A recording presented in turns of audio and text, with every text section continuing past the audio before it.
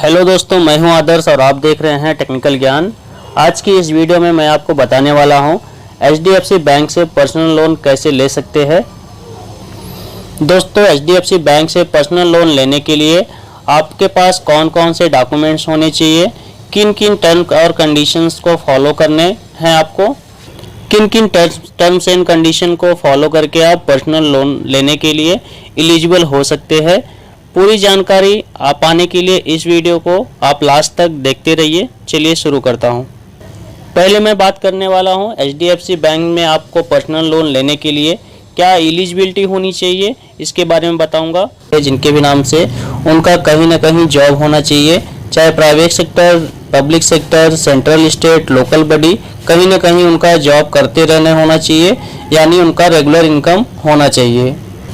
Age limit की बात करें, आप जिस भी पर्सन के नाम से HDFC में पर्सनल लोन लेना चाहते हैं उनका कम से कम उम्र 21 साल से 61 साल, मैक्सिमम 61 साल तक होना चाहिए HDFC में लोन लेने के लिए। अगर उनका उम्र 21 साल से कम है या 60 साल से ज़्यादा है तो वो पर्सनल लोन नहीं ले सकते हैं। तीसरा, जिस भी पर्सन के नाम से आप HDFC में पर्सनल लोन लेना चाहते हैं उनका जॉब कम से कम 2 साल से होने चाहिए और करंट में जहां जॉब कर रहे हैं वहां पे उनका काम कम से कम 1 ईयर से जॉब करते रहने होना चाहिए।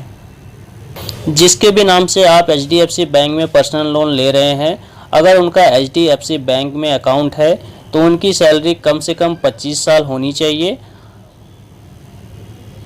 अगर HDFC बैंक में उनका अकाउंट नहीं है तो उनकी सैलरी 50,000 पर मंथ होनी चाहिए, तभी उनका पर्सनल लोन वो ले सकते हैं। अब बात करते हैं डॉक्यूमेंट्स की। डॉक्यूमेंट्स में आपको आइडेंटिटी प्रूफ देनी होती है। आइडेंटिटी प्रूफ में passport, voter ID, driving licence, Aadhaar card दे सकते हैं। दूसरा है एड्रेस प्रूफ के लिए आपको डॉक्यूमेंट्स देनी होती है। एड्रेस प्रूफ के लिए आपको जो डॉक्यूमेंट सेम ही आप दे सकते हैं, passport, voter ID, driving licence, Aadhaar card आप दे सकते हैं एड्रेस प्रूफ के लिए। तीसरा, आपको पिछले 3 महीने का बैंक स्टेटमेंट देना होगा। अगर पासबुक का फोटो कॉपी दे रहे हैं तो आपको लास्ट 6 महीने का स्टेटमेंट देना पड़ता है डॉक्यूमेंट्स में। चौथे डॉक्यूमेंट्स की बात करें तो जहाँ पे आप जॉब कर रहे हैं वहाँ पे आपको लास्ट 2 मंथ का सैलरी स्लिप देना होगा।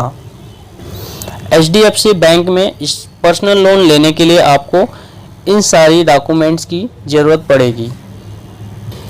अब मैं आपको बताऊंगा कि HDFC बैंक में आप पर्सनल लोन किन किन तरीक़ों से ले सकते हैं।